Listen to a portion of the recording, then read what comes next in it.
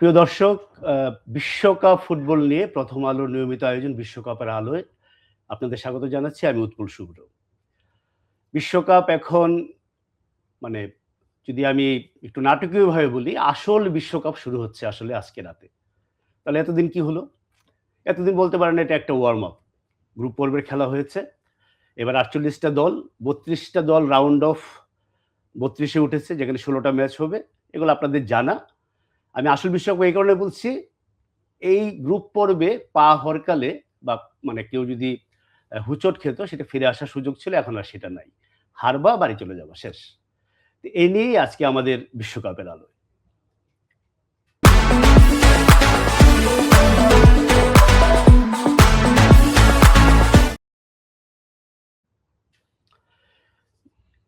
এতক্ষণ তো শুনলেন আপনি আমি যেটা বললাম যে এখন হচ্ছে হয় মারো নয় মরো। জি।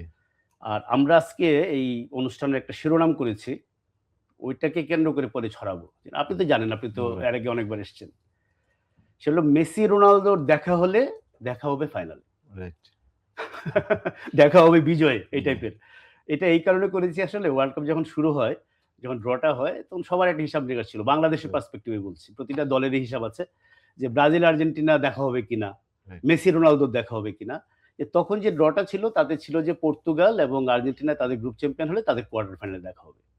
তা আজকে সকালে, বাংলাদেশ সময় আজকে সকালে, পর্তুগাল কলম্বিয়া ম্যাচ ড্র হওয়ার কারণে পর্তুগাল রানার্স আপ হয়ে গেছে। চলে গেছে অন্য হাফে আরকি, ড্রয়ে। অন্য ব্র্যাকেটে। হ্যাঁ, কলম্বিয়া হয়ে গেছে চ্যাম্পিয়ন। কাজেই এখন আসলে ফাইনাল ছাড়া মেসি রোনালদো বিশ্বকাপে কোনদিন দেখা যায় নাই। এবারও ফাইনাল না হলে সেটা দেখে যাওয়ার কোনো সম্ভাবনা নাই। তো এইটা নিয়ে আপনার বোধহয় খুব একটা মন খারাপ হওয়ার কোনো কারণ নাই। এইটা দিয়ে শুরু করি যে পর্তুগাল কলম্বিয়া খেলাটাতে পর্তুগাল এক্সপেক্টেড টু উইন। কিন্তু আসলে খেললেও তো কলম্বিয়া বেশি ভালো। রাইট। আমি যেটা আমার কাছে খেলাটা মনে হচ্ছিল যে একেকটা ওয়েভ আসছে। প্রথম ওয়েভটা আসলো হলো কলম্বিয়ার, তারপরে সেকেন্ড ওয়েভ হলো পর্তুগালের, আবার থার্ড এবং ফাইনাল ওয়েভটা ছিল আমি বলবো কলম্বিয়ার। কলম্বিয়ার আসলে ব্যাড লাক। কালকে আমার কাছে মনে হচ্ছে একটা ফেভারিট টিমের গোলকিপার এবং সেন্ট্রাল ব্যাকদের এত ব্যস্ততা আমি কোনো ফেভারিট টিমের কখনো দেখি না কোনো ওয়ার্ল্ড কাপে। যদি না সেটা ও অ্যাডভান্স লেভেলে হয়, সেমিফাইনাল, ফাইনাল সেই লেভেলে। কিন্তু কালকে সেটা আমি পুরোপুরি দেখেছি যে আসলে ডিয়াজ এবং কোস্টা কতটুকু ব্যস্ত ছিল। বিশেষ করে তাদের কলম্বিয়া যে চারজনের অ্যাটাক, এটা বিশেষ করে আমি বলবো হামেস এই বয়সে আসে কিভাবে সে ২ টা উইং এ অপারেট করে, আবার নাম্বার 10 এ অপারেট করে, এবং সেই সঙ্গে ডিয়াজের সঙ্গে হামেস রদ্রিগেজের কথা বলছেন আপনি? রদ্রিগেজের কথা বলছি, এবং ডিয়াজ সেখানে তার সঙ্গে পুরাটাই আমি বলবো যে তারা ২ জন ২ মহাদেশে খেলছে এবং ২ জন আপনার কোনো সময় হয়তো ক্লাব টিমে আমি দেখি না কখনো এক টিমে খেলতে। কিন্তু তাদের যে তাদের কম্বিনেশনটা, কম্বিনেশনটা আন্ডারস্ট্যান্ডিংটা। আসলে এটা ফুটবল ট্যালেন্টের দ্বারাই সম্ভব, এই কম্বিনেশনটা। আপনি যেটা বললেন যে ডিফেন্ডার এবং ফুটবলার, গোলকিপার। তো পর্তুগিজ গোলকিপার ম্যাচের সেরা খেলোয়াড় হয়েছেন। এদের বোঝা যাচ্ছে আসলে ম্যাচে ডমিনেশনটা কাদের ছিল। রাইট। এবং এই ড্রয়ের ফলে পরে যেটা পর্তুগাল ভাবতে পারে, ধরেন পর্তুগালের এখন পথটা হয়ে গেছে, তাদের রাউন্ড অফ 13 তাদের দেখা হচ্ছে ক্রোয়েশিয়ার সাথে। রাইট। ডেফিনিটলি এটা ঘানার চেয়ে অনেক টাফ অপোনেন্ট। কলম্বিয়া যেখানে ঘানা পেল। তারপর হচ্ছে স্পেন। আমরা ধরে নিচ্ছি স্পেন জিতবে সেই হিসাবে। এরপর হবে আপনার বেলজিয়াম বা ইউএসএ। এরপরে সেমিফাইনালে গেলে ফ্রান্স। তো ওভারঅল যে মেসি রোনালদো যে ব্যাপারটা আমরা বলছিলাম, তো পর্তুগালের ম্যাচে ডেফিনিটলি আপনি হয়তো বাকিরা তাকে ছাপিয়ে যেতে পারে, কিন্তু চোখ তো সবসময় রোনালদোর দিকে একটু বাড়তি থাকে। রোনালদো ফার্স্ট ম্যাচ গোললেস, এত সমালোচনা, দুই গোল করার পরে রোনালদোর মতো করে আই এম ব্যাক করলেন। কিন্তু আজকে কি আবার রোনালদোকে নিয়ে প্রশ্ন ওঠার সুযোগ আসলো? আসলে পর্তুগাল টিমটা এটাই সমস্যা। পর্তুগাল টিমের আপনার ডিফেন্ডিং থেকে একবারে মিডফিল্ড পর্যন্ত, অ্যাটাকিং থার্ড পর্যন্ত তারা চলে আসছে। কিন্তু ওই অ্যাটাকিং থার্ডে এসে যে তাদের combination play, chance create, wing play যেগুলা করার কথা সেগুলো ঠিকমতো হচ্ছে না। এটা আসলে আমার সেন্সে যেটা মনে হচ্ছে যে অ্যাকচুয়ালি রোনালদো যে কাজটা করছে, যে গোলের জন্য সেভাবে উদগ্রীব থাকছে, সেই জন্য সে স্পেসটা রাখছে ফিনিশ করার জন্য। কিন্তু সেই অনুযায়ী যখন বল পাচ্ছে তখন সে একবারে টাইট সিচুয়েশন হয়ে যাচ্ছে। এই টাইট সিচুয়েশন থেকে বের হওয়ার জন্য আমার কাছে মনে হচ্ছে যদি সে অনেক এক্সপেরিয়েন্স, তার কোচের অনেক এক্সপেরিয়েন্স, আমার এখান থেকে বলা আমার কাছে মনে হচ্ছে সে যদি আরেকটু পিছন থেকে আসতো তাহলে স্পেস গুলা পেত। কারণ টাইট সিচুয়েশন ডিফেন্ডিং থার্ডে, ডিফেন্ডিং টিমের ডিফেন্ডিং থার্ডে টাইট সিচুয়েশন হবে। তো সেইখানে টাইট সিচুয়েশন থেকে বেরোনোর মতো সেই ফিটনেস আমার কাছে মনে হয় যে এখনো আর রোনালদোর নেই। না, আপনি যে কথাটা বললেন এর আগে আমি দর্শকের কাছে ক্লিয়ার করে নিই যে আমরা মারুফুল হক বাংলাদেশের সবচেয়ে বিখ্যাত কোচদের একজন, আমি একজন ক্রীড়া সাংবাদিক। তো আমরা আলাপ করছি বিশ্বের সেরা খেলোয়াড়দের নিয়ে, বিশ্বের সেরা দলদের নিয়ে, বিশ্বের সেরা কোচদের নিয়ে। কিন্তু আমরা আমাদের মতো বলবো আমাদের চোখে যেটা পড়ে। রাইট। এটা নট নেসেসারিলি যে কি বড় মাতবর হইছো তুমি যে রোনালদোরে শিখাইতেছো। কিন্তু বড়, বড় প্লেয়ারদেরও ছোট, ছোট ভুল থাকে যেগুলো আমাদের সাধারণ চোখেও ধরা পড়ে। আচ্ছা, পর্তুগালে এই ক্ষেত্রে একটা জিনিস হলো যে আমরা যখন আমরা ফার্স্ট ম্যাচে মেসিকে দেখলাম, মেসি কিন্তু সে সেন্ট্রালি অপারেট করছিল। সেকেন্ড ম্যাচে অবশ্যই তাকে ওই জায়গাটা স্পেস দিবে না। তখন কিন্তু তার স্বভাবসুলভ কিন্তু আমরা বুঝতে পারছি এবং সেটা সবসময় করে আসছে। সে স্বভাবসুলভ যে এটা করে ক্লাব লেভেলে সে ডান পাশে সরে যায়, সেখান থেকে স্টার্ট করে এবং সেকেন্ড ম্যাচে তাই করেছিল, কারণ ওই জায়গাটা তাকে স্পেস দেয় নাই। এরকম কিন্তু একটা অনুমান করা যায়, বলা যায়। আসলে ওই ক্ষেত্রে কি হয় এটা আসলে ওনারাই বলতে না, পারবেন। এটা তো বলতেই পারি আমরা তো বসছি এখানে আলোচনা করতে, এবং নট হুম। নেসেসারিলি যে এটা একদম বিশ্বকাপে খেললে বিশ্বকাপ নিয়ে কথা বলতে হবে, নাহলে অধিকার থাকবে না। তো মেসির যেটা বললেন আপনি যে রোনালদোরও তো এটা না বোঝার কোনো কারণ নেই। এটা তো এক্সপেরিয়েন্সের দিক দিয়ে চিন্তা করলে সম্ভবত মোস্ট এক্সপেরিয়েন্স প্লেয়ার এই ওয়ার্ল্ড কাপের। এটা কি কোনো পর্তুগালের টেকনিক্যাল কোনো ব্যাপার হতে পারে যে কোচ চাচ্ছেন তাকে ওইখানেই রাখতে? রাইট। আমরা এই ওয়ার্ল্ড কাপের আগে শুনছিলাম যে পর্তুগালের মিডফিল্ড হচ্ছে প্রবাবলি দ্য বেস্ট। রাইট। তো সেখানে তো আরো বেশি চান্স ক্রিয়েট করার কথা। তো এই কারণেই কি রোনালদোকে একটু বিচ্ছিন্ন করে, মানে এইটা আপনার কি মনে হয় যে রোনালদো? আমার কাছে যেটা মনে হয় যে আসলে আপনার যদি অন্যান্য নাম্বার 9 এর পজিশনের প্লেয়ারদের দেখেন, তারা কিন্তু সরে আসলো, সেকেন্ড ম্যান এসে গোল করছে। আপনার লাস্ট ম্যাচ যদি আপনার ফ্রান্সের কথা দেখেন, সেখানে আপনার বারবার কিন্তু এমবাপ্পে মানে হাফ স্পেসে চলে যাচ্ছিল। সে কি হলো, মাঝখান জায়গাটা ওপেন করে দিচ্ছিল এবং সেখান থেকে আপনার ডেম্বেলে ইনসাইড ড্রিফট করে ওপেন গোল করতে পারছে। কিন্তু এই টিমটাতে সেই গোল করার মতো যদি আমি মনে ব্রুনো যে যখন আসছে ততক্ষণে টাইট সিচুয়েশন, ওপেন পাচ্ছে না। আবার ওদিক থেকে যদি ফেলিক্স আছে, ফেলিক্সও কিন্তু টাইট সিচুয়েশনে আসতেছে। সবাই যার যার পজিশন থেকে আসছে, কিন্তু ওই জায়গাটাতে ওপেন করে দিবে, তাহলে আমার মনে হয় যে আপনার তাদের গোলগুলা পেতে পারত। আচ্ছা, এমনিতে যদি আমরা এই যে এখন যে কথাটা বললাম যে এখন আসলে জীবন মরণ লড়াই, তো রাউন্ড 32টা আমার ধারণা দর্শকের অলরেডি মুখস্থ হয়ে গেছে। তারপর যদি আপনাকে একটু মনে করিয়ে দিই, কানাডা দক্ষিণ আফ্রিকা আজকে রাতেই হবে, এর শুরু হচ্ছে। Brazil Japan, Germany Paraguay, Netherlands Morocco, Ivory Coast Norway, France Sweden, Mexico Ecuador, England DR Congo, Belgium Senegal, যুক্তরাষ্ট্র Bosnia, Spain Austria, Portugal Croatia, Switzerland Algeria, Australia মিশর, Argentina Cape Verde, Colombia Ghana. ওরা মনে হলো যে পরীক্ষার আগে পড়া মুখস্থ করতেছি। সবচেয়ে কঠিন তো মনে হচ্ছে আর্জেন্টিনা কেপ ভার্দে। হতেও পারে, আসলে হতেও পারে। তাদের কেপ ভার্দের যে ডিফেন্ডিং অর্গানাইজেশন, তাদের লো ব্লক এবং ব্লক এত মানে আমি বলবো মানে তাত্ত্বিক ব্লক, যেটা আমরা পড়াশোনা করি বা আমরা দেখি যে আসলে এটা ব্লকের কি একটা ব্লকের আইডিয়াল ব্লকের গুণাবলী কি, সেগুলো সবগুলা তাদের ভিতরে আছে। তো সেই জন্য ওরকম হতেও পারে, যদি ওরা ব্লক বিট করতে না পারে তাহলে তো সমস্যা হতেই পারে। আসলে ওই দিনে যদি ওরা সেম স্পেনের মতো করতে পারে তাহলে একটু কঠিনই হবে আর কি। তারপরে যে আপনি ব্র্যাকেট গুলা বললেন, আমার কাছে মনে হচ্ছে যে 16টা ম্যাচের ভিতরে আপনি এখান থেকে বা অ্যাটলিস্ট 12টা আপনি একবারে ক্লিয়ার বলে দিতে পারবেন যে কে ফেভারিট, এবং সেটা আসার সম্ভাবনা। আর বাকি 4টা টাইট ম্যাচ হওয়ার সম্ভাবনা আছে। কেপ ভার্দের একটা অলরেডি রেকর্ড হয়ে যাচ্ছে, সেটা হচ্ছে যে অলরেডি তারা 2টা ওয়ার্ল্ড চ্যাম্পিয়নের সঙ্গে খেলেছে, মানে ফর্মার ওয়ার্ল্ড চ্যাম্পিয়ন স্পেন আর উরুগুয়ে 2টা ড্র করেছে, এবং Argentina current champion, defending champion. World cup এর আগে কখনো প্রথমবার খেলতে এসে কোনো দল 3টা ওয়ার্ল্ড চ্যাম্পিয়নের মুখোমুখি হয়নি। এটা তাদের কৃতিত্ব না, এটা ড্রয়ের কারণে হয়েছে। কিন্তু যদি আর্জেন্টিনার পথটা দেখেন, মানে এটাতে আর্জেন্টিনার হয়তো কোনো ভূমিকা নাই, কিন্তু আর্জেন্টিনা ক্যাপ ভার্দের সঙ্গে যদি জিতে, আপনি যেটা বলছেন সেটা চরম অঘটন হবে। ক্যাপ ভার্দের যেরকম লো ব্লক আছে, আবার আর্জেন্টিনার খোলার মতো ক্রিয়েটিভিটিও আছে। তারপরে যাবে আপনার অস্ট্রেলিয়া বা মিশর, তারপরে সুইজারল্যান্ড বা কলম্বিয়া। সেই অর্থে সেমিফাইনালে যদি ওই দিকের থেকে ব্রাজিল উঠে, মানে ব্রাজিল নিয়ে আমরা আলোচনাটা করব, সে আগে পর্যন্ত মানে সাধারণ চোখে মনে হচ্ছে যে পুরো রাস্তা লাস্ট 3টা ম্যাচের পারফরম্যান্স বলে যে তাদের ওপেন আর কি, তাদের মানে স্কালোনি সেমিফাইনালে কি করবে সে আলোচনা নিশ্চয়ই শুরু করে দিবেন না, ফুটবলে এটা হয় না, সামনের ম্যাচ নিয়ে ভাববেন। কিন্তু আসলে এতটা সহজ পথ বোধহয় কল্পনাতেও ছিল না আর্জেন্টিনার। না, এরকম ছিল না। এটা কি চ্যাম্পিয়ন্স লাক আমরা বলে ফেলবো এখনই, নাকি এটা সেমিফাইনালে হারলেও চ্যাম্পিয়ন হওয়া সম্ভব না? আসলে আপনার যদি চ্যাম্পিয়ন যদি আমরা ধরেই নিই, তাহলে তো সে সামনে যে আসুক সবার সঙ্গে খেলতে হবে এবং সবাই বিট করে আসতে হবে। আসলে সেটা ভালো বলছেন। চ্যাম্পিয়ন্স লাক বলা যায় সেটা হলো আপনার মানে সেমিফাইনাল বা ফাইনালে যদি কোনো মানে বড় কোনো ফেভার না থাকে তাহলে হঠাৎ করে একটা জিনিস লাখ ফেভার করলো, ফেভার হয়ে গেল, তাহলে হইতে পারে এটা। আপনি ওই সামনে বড় যেটা বলে যে তুমি যদি চ্যাম্পিয়ন হতে চাও তাহলে বেস্টকে বিট করে চ্যাম্পিয়ন হতে হবে। তারপরও পরপর যখন পরে চ্যালেঞ্জটা তো অনেক বড় হয়ে যায়, ডিফারেন্স থাকে। এই যে ফ্রান্সের কথা যদি বলি, মানে আপনি আর্জেন্টিনাকে এগিয়ে রেখেছিলেন মনে হয় এই ফার্স্ট গ্রুপ পর্যায়ের খেলায় দেখে। তো অনেকে আবার ফ্রান্সকে এগিয়ে রাখছে। তো ফ্রান্সের খেলা হচ্ছে সুইডেনের সাথে, তারপরে জার্মানি, তারপরে নেদারল্যান্ডস, তারপরে পর্তুগাল। আমি বলছি যে ওই দিকের থেকে দলগুলা মানে আমরা এক্সপেক্টেড যে তারা জিতে আসছে সেইটা ধরে নিয়ে, যেমন পর্তুগাল যদি আগে আউট হয়ে যায়, নেদারল্যান্ড যদি আগে আউট হয়ে যায়, সেটা হবে না। সেক্ষেত্রে ফ্রান্সের প্রতিটা ম্যাচেই, সুইডেনটা যদি মনে করি কম্পারেটিভলি একটু কম কঠিন, প্রতিটা ম্যাচেই মানে একদম মানে অগ্নি পরীক্ষা।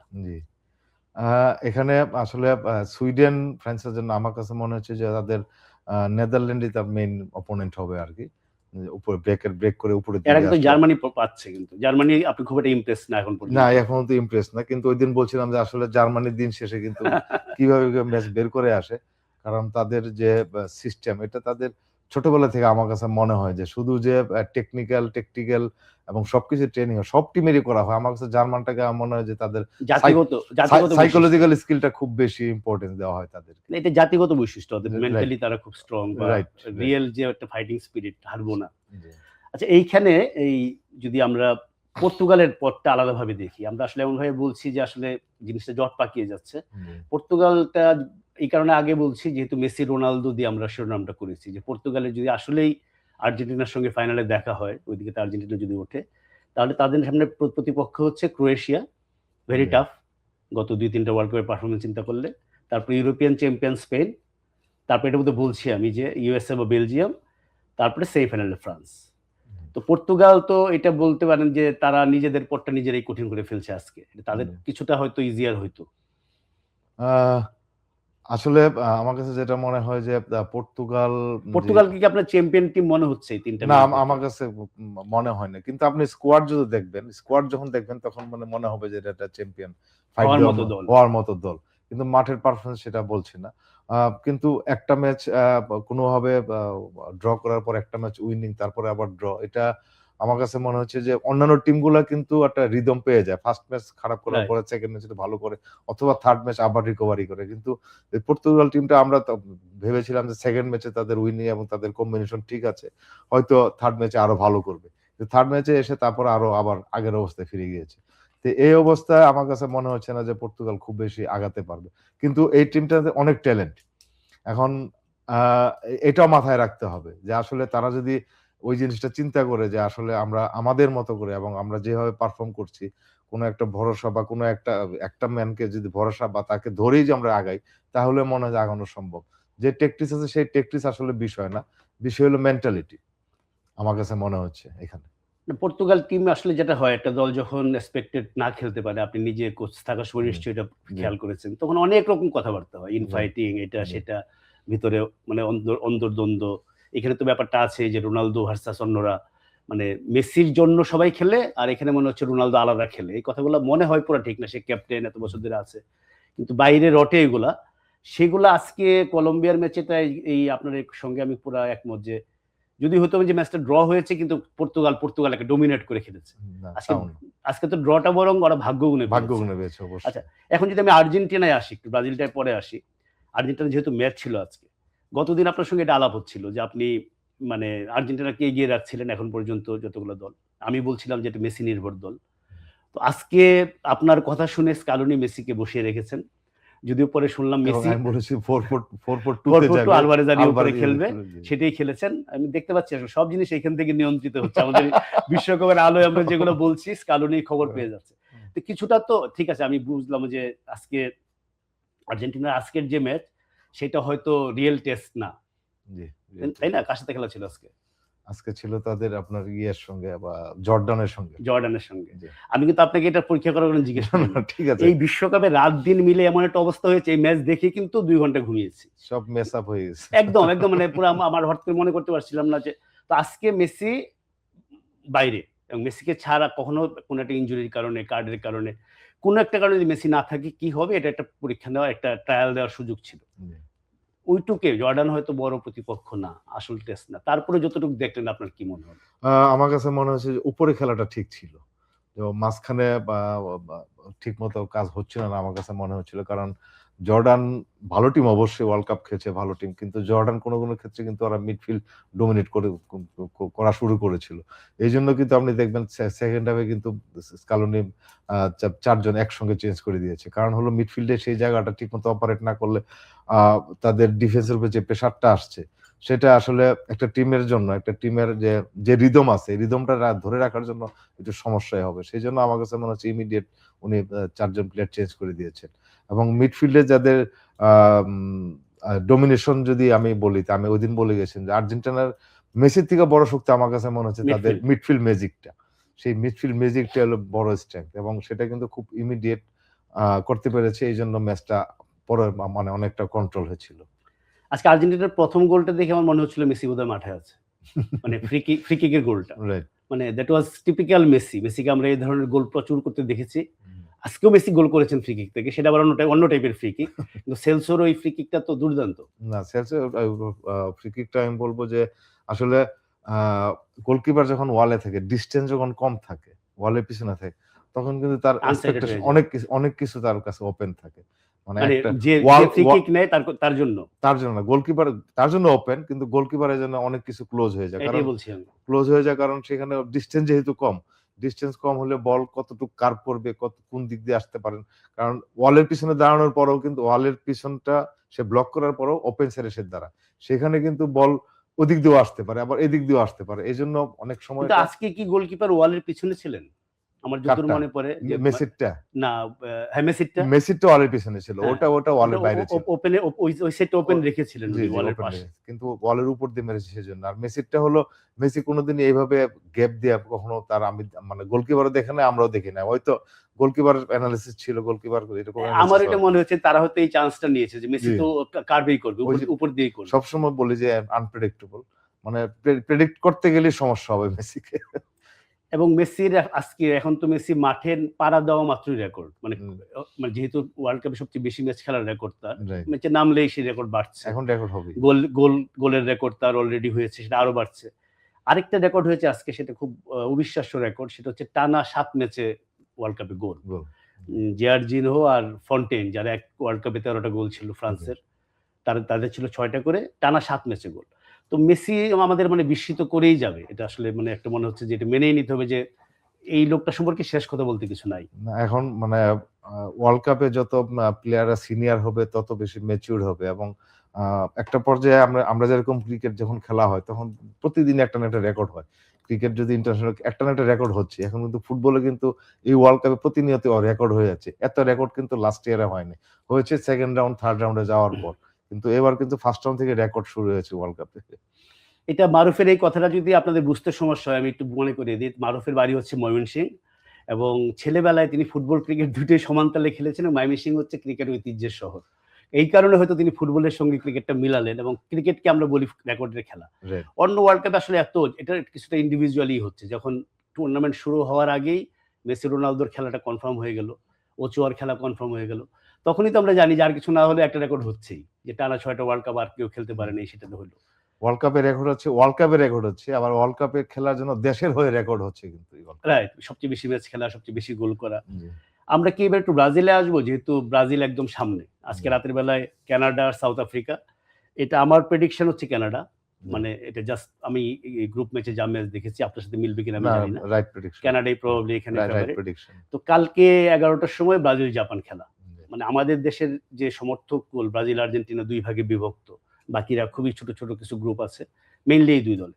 তো ব্রাজিল জাপান নিয়ে সেদিন আমরা কিছুটা আলাপ করেছিলাম যখন এটা ফাইনাল হলো। এর মধ্যে কি আপনার নতুন কিছু যোগ করার আছে যে ব্রাজিল জাপান ম্যাচটা আসলে কেমন হবে? ম্যাচটা অবশ্যই টাইট হবে কারণ জাপান বর্গাজ্য, যেহেতু আমরা যেখানে আছে, আমরা জার্মানি নিয়ে বলছি, জাপানের কিন্তু সেম মেন্টালিটি তাদের। ভালো মিলাইছেন আপনি এটা।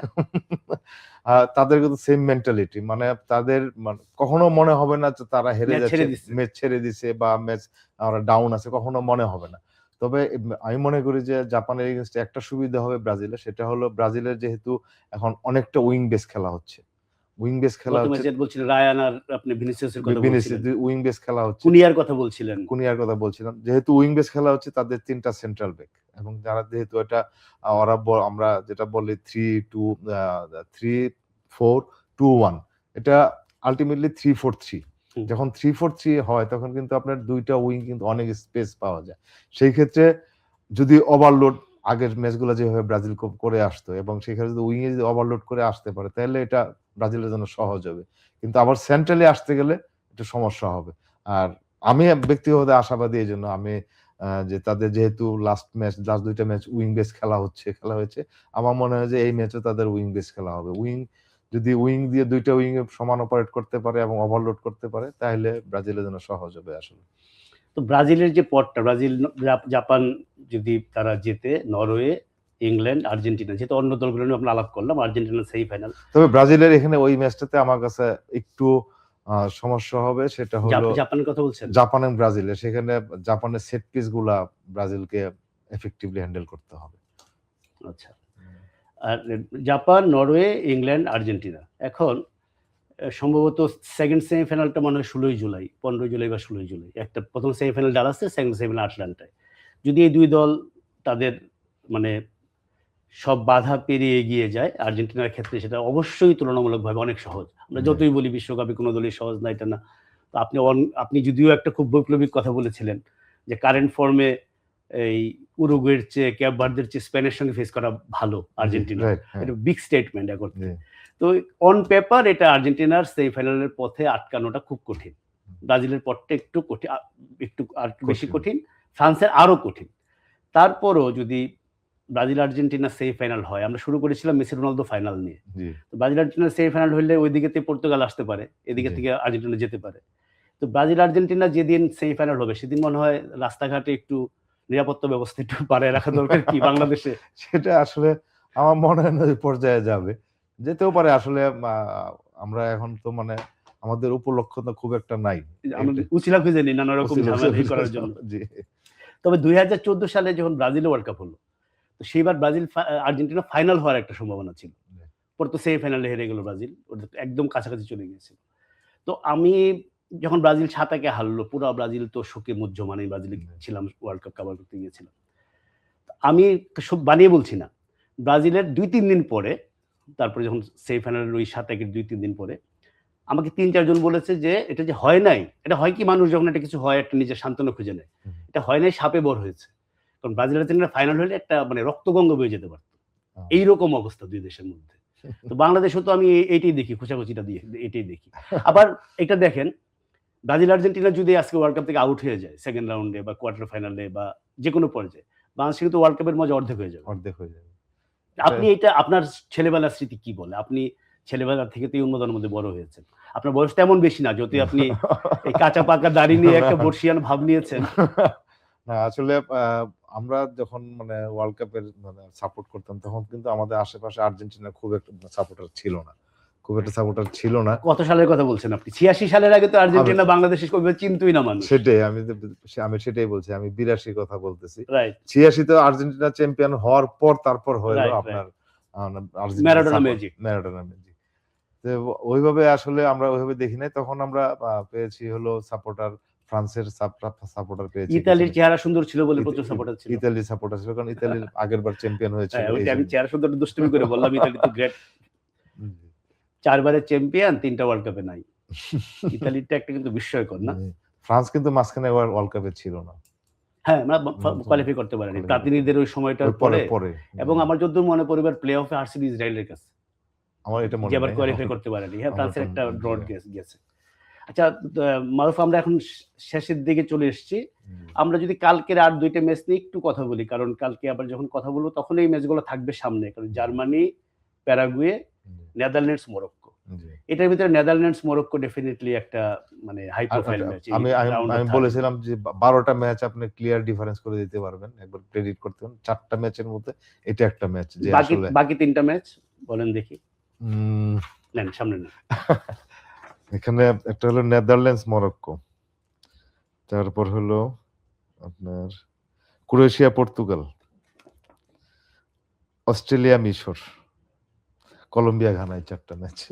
আচ্ছা, মারুফ 4টা ম্যাচ বেছে নিয়েছে যাদেরকে এই মানে রাউন্ড অফ 32 তে প্রেডিক্ট করা মুশকিল, খুব কম্পিটিটিভ হবে। তো আমরা ব্রাজিল আর জাপান কালকে যে 11টায় ম্যাচটা হবে রাত 11টায় বাংলাদেশ টাইম, এটা বাংলাদেশ টাইমে কথা বলছি আমরা। তো সেটার একটা প্রেডিকশন দিয়ে আমরা আজকে শেষ করব। এটাকে আপনি একটু বিপদে ফেলতে চাই যাতে পরের দিন আসলে পরে আপনার মিললে পরে আপনি বলবেন দেখেন আমি বলেছিলাম, না মিললে আমি মনে করিয়ে দিব মারুফ কি বললেন কি হইল। এটা ব্রাজিল জাপান কি হবে? ব্রাজিল জাপান 2 ধরনের করি। দুই ধরনের এই সেফ পথে গেলে হবে না। ব্রাজিলও জিততে পারে, জাপানও জিততে পারে, তাই তো? না না না, ব্রাজিল জিতবে। ব্রাজিল আপনি জিতবে। স্কোর লাইনটা দুই রকম Scoreline, বলতে চান, হ্যাঁ সেটা হতে পারে। সেটা 3-2 অথবা 2-1। 3-2 অথবা 2-1। তো প্রিয় দর্শক 3-2 এবং 2-1 যদি কোনো ম্যাচের স্কোর লাইন হয় এবং সেটা যদি নকআউট ম্যাচ হয়, সেই ম্যাচটা কিরকম এক্সাইটিং হতে পারে সেটা আপনারা অনুমান করতে পারছেন। তো মারুফুলের এই ভবিষ্যৎবাণী সত্যি হোক, আমি ব্রাজিল জিতুক এটা চাচ্ছি বলে বলছি না। আমি বলছি এই কারণে যে 3-2 আর 2-1 হওয়া মানে হচ্ছে এই ম্যাচ একটা মহাকাব্যের মতো ম্যাচ হবে। আজকে অস্ট্রিয়া আলজির একটা ম্যাচ হয়েছে এবং নাটকের নাটক, যেটা শেষ মুহূর্তে ড্র হওয়ার কারণে ইরান আউট হয়ে গেছে আপনারা জানেন। এবং এই জাতীয় নাটকই আসলে এই বিশ্বকাপকে আমাদের মনে এরকমভাবে ছাপ রেখে যায়, যুগে যুগে ছাপ রেখে গেছে। তা আমরা বিশ্বকাপের আলোয় সেগুলো নিয়ে আলাপ করি। তা আগামীকাল আবার একই সময়ে সন্ধ্যা 6টায় আপনাদের সঙ্গে কথা হবে।